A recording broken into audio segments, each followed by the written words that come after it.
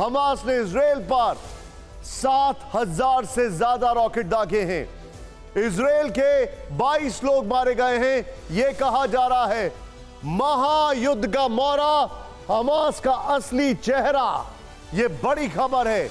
कटीले बाढ़ जो वहां पर एक फेंसिंग थी उसको बुलडोजर से गिरा दिया गया। इजराइल के टैंक के अंदर से उनके सैनिकों को निकाल के मारा गया। इजराइल के 4 हेलीकॉप्टर्स पर अटैक किया गया, सभी सेफ लैंडिंग कर गए। इजराइल के कई हॉस्टेजेस को बंधक बना लिया गया है। यह इस वक्त की बड़ी खबर। विजुअल दिखाइए। आज हमास ने इसे ध्वस्त करते हुए इजराइल के घर में घुसकर हमला किया है और एक बहुत बड़े युद्ध की शुरुआत है। इजराइल ने कह दिया है यह स्टेट ऑफ वॉर है। विवादित गाजा पट्टी से हुई इस जंग की शुरुआत और फिर अब यह सब कुछ फैल चुका है। कुछ घंटों के अंदर छत विक्षित इजराइल की तस्वीर दुनिया के सामने आ गई है। इजराइल हमला, फिर काउंटर अटैक हुआ। इजराइल ने हमास के मिलिट्री ठिकानों पर अटैक किया। 200 लोगों के मारे जाने का दावा किया जा रहा है हमास की तरफ से। इजराइल और फिलिस्तीन के बीच 1948 से विवाद है, लेकिन अब सवाल है कि क्या इजराइल पर हमला करना हमास की आखिरी गलती है? इससे भी बड़ा सवाल, यह इजराइल है, यह अमेरिका नहीं है कि इराक और अफगानिस्तान पे अटैक करके कहानी खत्म। यह इजराइल हमास की फंडिंग के रूट, हमास को वेपन देने वाले वहां तक जाएगा, वहां पर अटैक करेगा। इस शो में आने से पहले एक बड़ी खबर जो मैं आपके सामने अभी लेकर आ रहा हूं वो है इजराइल की स्टेट ऑफ वॉर की तैयारी। क्या हमास को इसकी बड़ी कीमत चुकानी होगी? फिर सवाल यह भी है कि आखिर किसके उकसावे पर हमास ने इजराइल पर हमला करने की यह कोशिश की है? क्या हमास सिर्फ एक मोहरा है? वॉल दिखाइए। क्या हमास सिर्फ एक मोहरा है महायुद्ध का? असली चेहरा कौन है? क्या इस हमले से विश्व युद्ध 3 की चिंगारी सुलग उठेगी?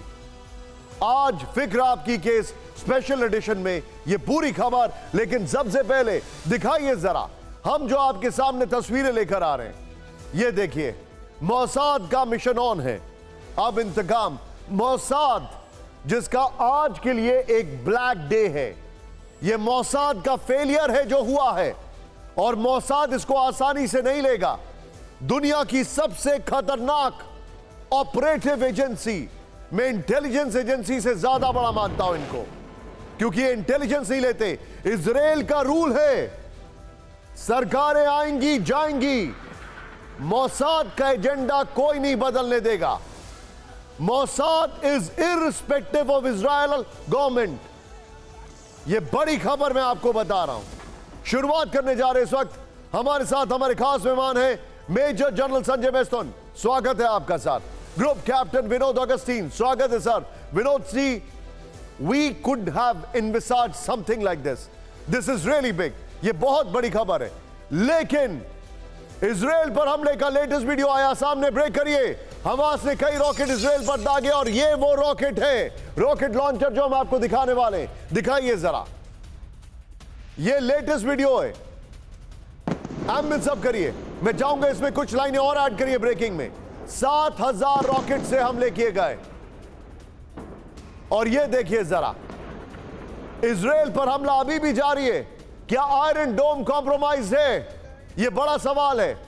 क्या आयरन डोम कॉम्प्रोमाइज है? मेरे सहयोगी सुमित मेरे साथ है। सुमित, वेरी क्विकली इस विजुअल के साथ, विजय इस विजुअल को दिखाइए और ब्रेकिंग भी बीच में दिखाइए और फिर सिर्फ विजुअल दिखाइए सुमित और मेरे बीच में। सुमित, क्विकली, क्या आयरन डोम जो ज़ेलेंस्की की मांग थी, आयरन डोम जो छोटे से छोटे ड्रोन को कैप्चर करता है, वो कॉम्प्रोमाइज है? धमाके अभी भी हो रहे हैं। देखिए बिल्कुल निशांत, आयरन डोम के साथ साथ पूरे ही सर्विलेंस सिस्टम पर सवाल खड़े हो गए हैं। आयरन डोम जिसको दुनिया के सबसे बेहतरीन सिस्टम में माना जाता, जिसे यूक्रेन लेने के लिए इच्छुक था, कई और देश लेने के लिए इच्छुक थे, लेकिन अब कहा यह जा रहा है कि उस पर सवाल होने के साथ साथ इजराइल के सर्विलेंस सिस्टम पर, ड्रोन सिस्टम पर, या फिर उनके आपके कह सकते हैं कि इंटेलिजेंस सिस्टम पर ही सवाल खड़े किए गए। मोसाद का आपने इतना बड़ा अच्छा इंट्रो दिया, लेकिन मोसाद जो सबसे बेहतरीन एजेंसी मानी जाती थी, कहा जा रहा है कि अब उसमें भी खामियां पैदा हो गई और यही वजह है कि इजराइल को इस अटैक की भनक तक नहीं लगी।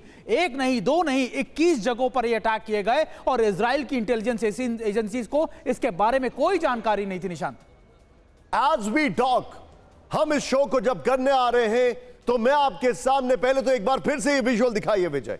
ये लेटेस्ट हमले की तस्वीरें हैं, प्लीज लोकेशन में मेंशन करिए। ये देखिए जरा, आपने सब करिएगा। अब ये फुल स्केल वॉर है, this is not a terrorist attack. वो इजराइल तेल अवीव पे हमले कर रहे हैं, इजराइल काउंटर अटैक कर रहा है। आज से कई दशक पहले इजराइल की एग्जिस्टेंस पर सवाल खड़ा हुआ था। अगर आपको याद होगा, फादर ऑफ इजराइल, एक बहुत बड़े जिनको फादर ऑफ इजराइल कहते हैं, उन्होंने एक जमाने में भारत से, पंडित नेहरू से हथियार मांगे थे युद्ध के लिए। और आपको यह भी सुन के हैरानी होगी कि 1962 में वो इजराइल था जिसने भारत को हथियार दिए थे। लेकिन ये तस्वीरें आपके सामने हैं, दिस इज शॉकिंग। मैं चाहूंगा जरा टिकर में इसकी ब्रेकिंग प्लीज ऑन करिए। ये इजराइल में अभी के लेटेस्ट हमले की तस्वीरें हैं। ये बहुत बड़ी खबर है। लेकिन इस वक्त की एक और बड़ी खबर, सीधे आइए। बड़े युद्ध की तैयारी में जुटा इजराइल, इस वक्त की बड़ी खबर, ब्रेक करिए। कई मोर्चों पर एक साथ हमला करेगा इजराइल। सिर्फ ब्रेकिंग विजय पहले, 1 लाख से ज्यादा इजरायली रिजर्व तैयार। कुछ घंटों में सभी रिजर्व रिपोर्ट करेंगे। यह बड़ी खबर है। कई दिशाओं से एक साथ हमला करने की तैयारी है। कई दिशाओं से एक साथ हमला करने की तैयारी है। कई मोर्चों से यह कहा जा रहा है। नाउ विद द विजुअल, ये दोनों ब्रेकिंग, दोनों शॉट लीजिए, सीधे चलिए मेरे साथ आप विनोद अगस्तीन सर मौजूद हैं। Sir, quick reaction. ये स्टेट ऑफ वॉर है, हमें पता है। ये इजराइल की एग्जिस्टेंस पर अटैक है, वो दिख रहा है। लेकिन मेरा एक बहुत बड़ा फियर है, ये नेटो वर्सेस रशिया नहीं है, ये ओनली इजराइल है। क्योंकि इजराइल ढूंढ ढूंढ कर दे गो डीप डाउन, और जब डीप डाउन इसके ट्रेसेस होंगे तो ये सऊदी अरब में भी इसके ट्रेसेस मिलेंगे, ईरान में भी ट्रेसेस मिलेंगे, और ये युद्ध बहुत बड़ा कैनवस खींच कर सकता है। एम आई राइट और रॉन्ग सर? 100% राइट निशांत जी। अभी मैं 5 मिनट पहले स्पेस पे एग्जैक्टली सेम चीज बता रहा था। इसमें देखिए, जहां चिंगारी भड़का है उसके चारों ओर फ्यूल अवेलेबल है, अनलाइक यूक्रेन रशिया वॉर जिसके चारों ओर फ्यूल अवेलेबल नहीं है। और जब मैं वर्ड फ्यूल इस्तेमाल कर रहा हूं, लिटरली इस्तेमाल कर रहा हूं, बिकॉज जो क्रूड है जिसके लिए सभी दुनिया तरस रही है और अमेरिका इस पर कंट्रोल करने की कोशिश कर रहा है, ये चारों तरफ है। तो ये इसको अमेरिका एस्केलेट होने ही नहीं देगा, क्योंकि it is against their interest. Vinod sir, I am so sorry to say this, I am so sorry to say this. Vinod sir, जब ये खबर आई, and this is second time which is it has happened, जब ये खबर आई तो मैंने अपने घड़ी में टाइम देखा और मैंने कहा अनफॉर्चुनेटली अभी 4 बज रहे हैं। जब मैंने इस खबर को लेकर सोचना शुरू किया एक अलग लेवल पर, बल्कि ये हमला हुआ तो शायद अमेरिका में 2 या 3 या 1 या 12 बज रहे थे। मैंने कहा आई एम सॉरी, बाइडेन साहब तो नहीं, लेकिन white house is sleeping right now, they don't react anymore sir. It's become a woke culture over there. मेरे बहुत सारे दोस्त बता रहे हैं कि some of them have already come back. So things are not really good with the current administration.